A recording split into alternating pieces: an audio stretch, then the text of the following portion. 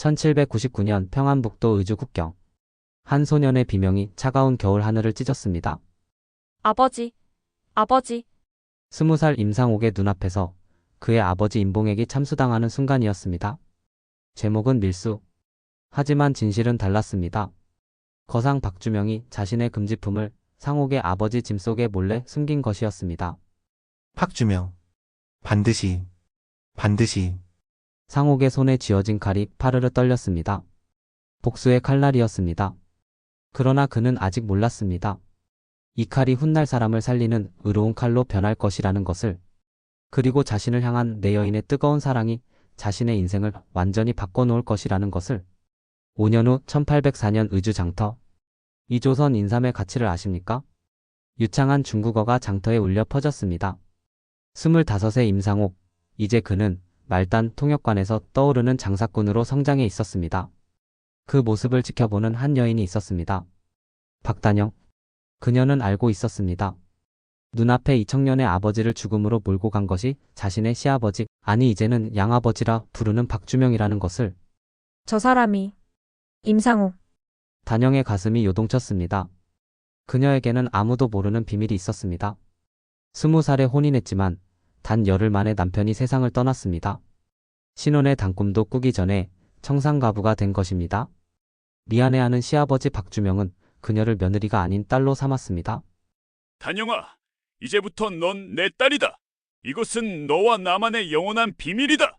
그렇게 그녀는 박주명의 딸이 되어 장사를 배웠습니다. 절세의 미모에 명석한 두뇌, 탁월한 상술까지 갖춘 그녀는 순식간에 만상의 여성 리더로 떠올랐습니다. 혹시 저 인삼거래의 통역을 부탁할 수 있겠습니까? 단영이 상옥에게 다가갔습니다. 두 사람의 눈이 마주쳤습니다. 그 순간 1000개의 별이 쏟아지는 듯 했습니다. 상옥의 능숙한 통역으로 단영은 큰 이윤을 남겼습니다. 거래가 끝난 후 두 사람은 의주 성박 언덕에 나란히 섰습니다. 대단하십니다. 그 중국 상인도 감탄할 정도였으니까요. 과찬이십니다, 아가씨. 바람이 단영의 머리카락을 날렸습니다. 상옥은 자신도 모르게 손을 뻗어 그녀의 머리카락을 정리해 주었습니다. 둘의 손끝이 스쳤습니다. 아! 단영의 뺨이 붉게 물들었습니다. 이것이 사랑이라는 감정이구나. 25평생 처음 느끼는 설렘이었습니다. 상옥도 마찬가지였습니다. 그녀의 똑똑함, 당당함, 그리고 슬픔을 감춘 듯한 눈빛이 가슴을 파고들었습니다. 그날 밤 단영은 잠을 이룰 수 없었습니다. 촛불을 켜고 앉아 그녀는 중얼거렸습니다. 이게 무슨 운명의 장난인가. 내가 사랑하게 된 사람이 하필. 그녀는 거울을 바라봤습니다. 25의 젊은 얼굴이지만 그 눈빛에는 깊은 슬픔이 서려 있었습니다. 열흘. 단 열흘의 혼인 생활.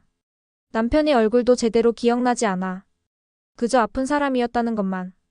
그런데 왜 나는 아직도 과부로 살아야 하는가? 창밖의 달을 바라보며 그녀는 눈물을 흘렸습니다. 임상옥. 그 이름만 불러도 가슴이 뛴다. 하지만 안 돼. 절대 안 돼. 양아버지가 그의 아버지를 죽게 만들었어. 나는 원수의 딸이야. 그녀는 베개를 끌어안고 흐느꼈습니다. 차라리 만나지 않았더라면. 이런 마음을 느끼지 않았더라면. 그 후 몇 달간 두 사람은 장사를 핑계로 자주 만났습니다. 어느 날 압록 강변에서 둘이 마주 섰습니다. 아가씨, 이 비단은 영경에서 최고가로 팔릴 것입니다. 임도방님은 어떻게 그런 것까지 다 아십니까? 제 아버지께서 평생 저에게 가르쳐 주신 것들입니다. 그 말에 단영의 가슴이 철렁했습니다. 아버지라는 단어가 그녀를 찔렀습니다. 임도방님. 왜 그러십니까? 아니에요. 그저 단영이 고개를 돌렸습니다. 상옥이 그녀의 어깨를 잡았습니다. 아가씨, 무슨 일이십니까? 왜 자꾸 저를 피하십니까? 피하는 게 아니에요. 그럼 무엇입니까? 단영이 상옥을 마주봤습니다. 그녀의 눈에 눈물이 고여 있었습니다. 우리는 가까워져서는 안 되는 사이예요. 무슨, 제발. 더 이상 묻지 마세요. 단영이 달려갔습니다. 상옥은 그 자리에 멍하니 서 있었습니다. 그날 밤 단영은 또다시 잠을 이루지 못했습니다. 나는 바보야. 진짜 바보. 사랑해서는 안 되는 사람을 사랑하고 말았어. 그녀는 서랍에서 작은 주머니를 꺼냈습니다. 그 안에는 상옥이 그녀를 위해 깎아준 나무 비녀가 들어 있었습니다. 이것조차 간직해서는 안 되는데. 하지만 버릴 수가 없어. 비녀를 쓰다듬으며 그녀는 중얼거렸습니다. 임상욱, 당신은 알까? 내가 얼마나 당신을 사랑하는지. 하지만 이 사랑은 죄야. 당신의 아버지를 죽게 만든 사람이 딸이 당신을 사랑한다는 것 자체가 죄야. 어느 날 저녁, 단영은 우연히 양아버지 박주명의 서재에서 오래된 문서를 발견했습니다. 그리고 그 안에서 임상욱의 아버지 임봉에게 관한 기록을 보았습니다. 아니야.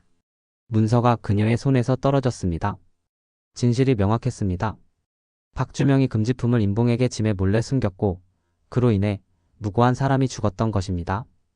양아버지께서 이런 일을. 단영은 그 자리에 주저앉았습니다. 세상이 무너지는 것 같았습니다. 내가 사랑하는 사람의 원수 딸이라니. 그날 밤 단영은 눈물로 베개를 적셨습니다. 한편 상옥도 잠 못 이루는 밤을 보내고 있었습니다. 추월함 스님의 처소에서 그는 달을 바라보며 중얼거렸습니다. 스님, 저는 이상합니다. 박주명의 딸인 줄 알면서도 자꾸 단영 아가씨가 생각납니다. 그것이 사랑이 아니겠는가? 하지만 저희 아버지를 죽게 만든 것이 젊은이, 자네 아버지를 죽게 만든 것은 박주명이지 그 아가씨가 아니지 않은가? 그렇지만 원한을 품고 사는 것과 사랑을 품고 사는 것 중 무엇이 더 가치 있겠는가?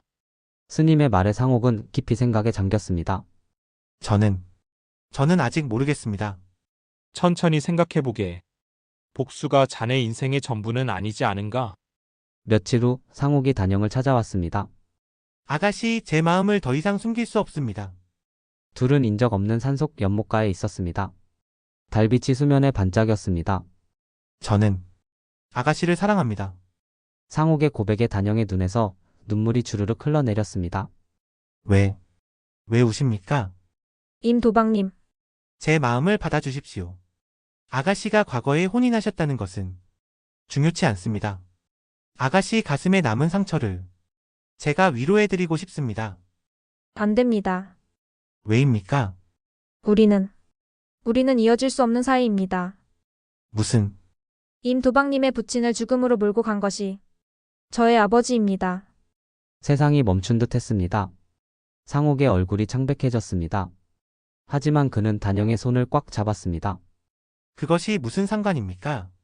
그것은 박주명이 저지른 일이지 아가씨의 잘못이 아닙니다. 하지만 저는 이미 복수를 포기했습니다. 가슴에 품은 원한을 비웠습니다. 장사꾼이 원한을 품고 어찌 장사를 하겠습니까? 임도방님, 제 성공으로 박주명의 삶이 얼마나 허망한 것인지 보여주는 것이 진정한 복수입니다. 그러니 아가씨, 저와 함께. 안 됩니다. 단영이 상옥의 손을 뿌리쳤습니다. 저는 임도방님을 사랑합니다. 진심으로 사랑합니다. 하지만 그렇기 때문에 더욱 함께할 수 없습니다. 임도방님이 저와 함께 하신다면 평생 부친의 원수 딸과 산다는 손가락질을 받으실 것입니다. 그것을 제가 어찌 견디겠습니까? 단영은 울면서 달려갔습니다. 상옥은 그 뒷모습을 바라보며 주먹을 쥐었습니다. 단영 아가씨, 며칠 후 상옥은 단영에게서 편지를 받았습니다. 임도방님께 이 편지를 쓰는 제 손이 떨립니다. 차라리 이 마음을 가슴에 묻고 평생 모른 척 살았더라면 좋았을 것을. 저는 20살에 혼인했습니다. 하지만 남편은 열흘 만에 세상을 떠났습니다. 저는 신혼의 행복이 무엇인지도 모른 채 과부가 되었습니다.